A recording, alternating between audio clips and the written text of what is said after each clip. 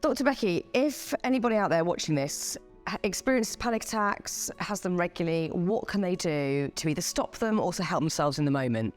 So when people have panic attacks, we want to treat it like it's a phobia. So we want to help people overcome the fear of having a panic attack. So we want to, and it sounds bizarre, it sounds so counterintuitive, but to actually try to bring on the panic attack on purpose. We can do it in a few different ways. It depends on the individual, but one common way that can help a lot of people is actually hyperventilating.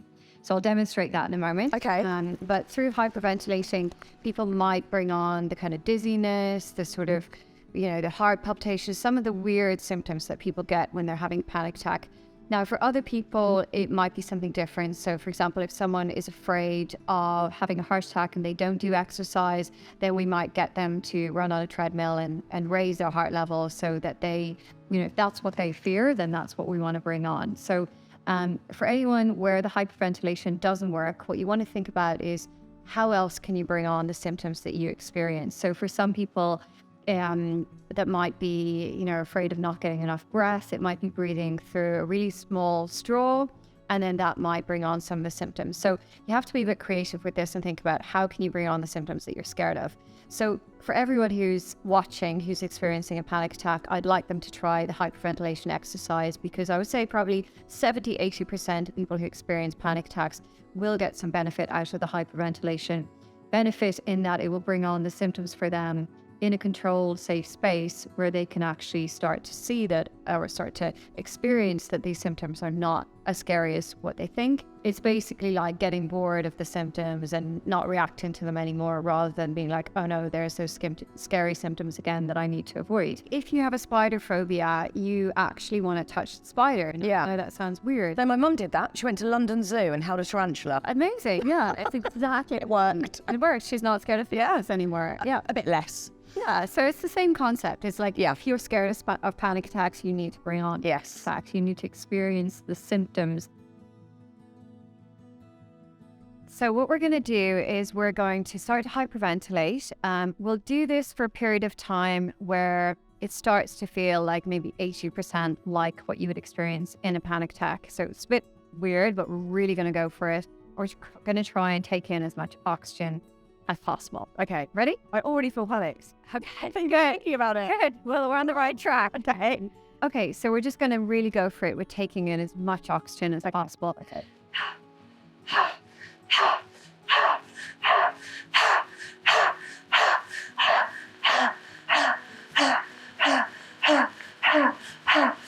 Really going for it.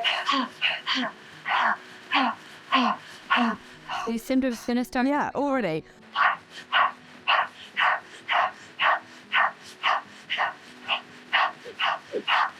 Well done. Keep going.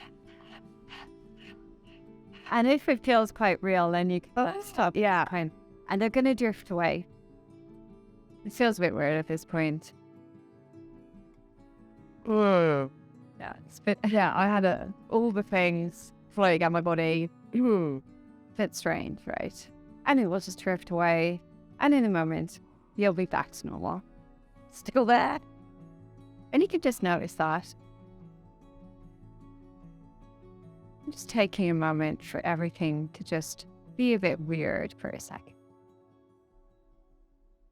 I'm back in the room. Yeah. And it just glides away. That did not take long to get, like, I'd say 70% of how I feel. Like I'm leaving the room a bit. What the hell's going on? I'm going to faint. Yeah. So, yeah, what do you make of that? It's intriguing how quickly those symptoms sort of hit me, not only physically, but also on a cognitive level, that I then started to worry and panic mentally that what if I do faint, and all the fears that I have. I think also because so much of my work life, which my panic attacks do relate to, is being viewed by other people and other people's opinion, that really quickly kicks in for me. What will everyone think if I faint? That is the sort of the next layer of the fear. What will people say? What will everyone think if I faint? So that was like instant in my head, probably more habitual than anything. But I think on a physical level, yeah, it felt like I was, leaving my body. First thing is, so what did you learn from like bringing these on purpose?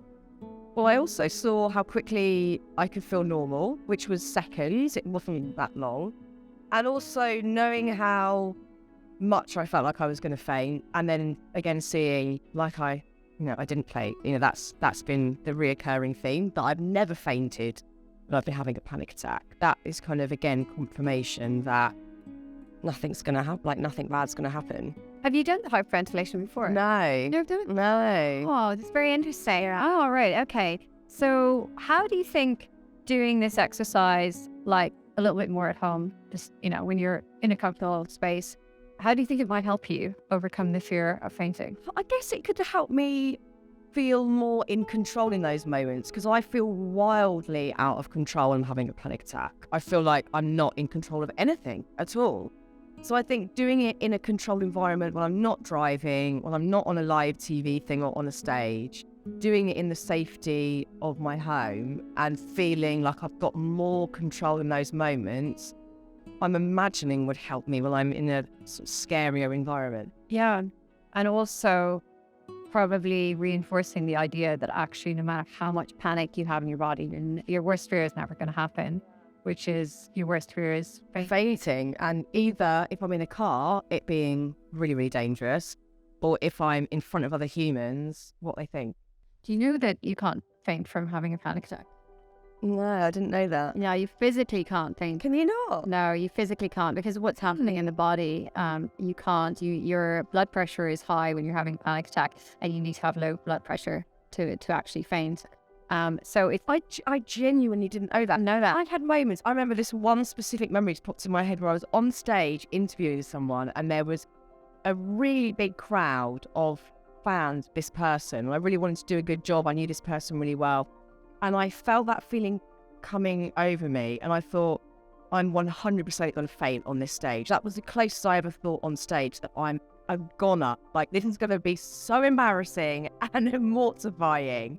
But I had no clue that you can't faint. Yeah, you can't faint. I mean, people can faint after a panic attack, but it's very unlikely, and it's usually down to some kind of medical condition. So it's unlikely that would happen to you. But so it's physically impossible. You're not going to faint. But another thing that you could do, and this sounds a bit weird, but like this is very cognitive behavioral therapy. We get people to do weird things, or sometimes we even do weird things to show people. Yeah. It's all about experiments. But what you could do, and I don't know if you'd really be up for this or not, but you could faint when you're doing some kind of TV show or something and see what happens. Like, try to faint when I'm next on the one show. Just out on the rain.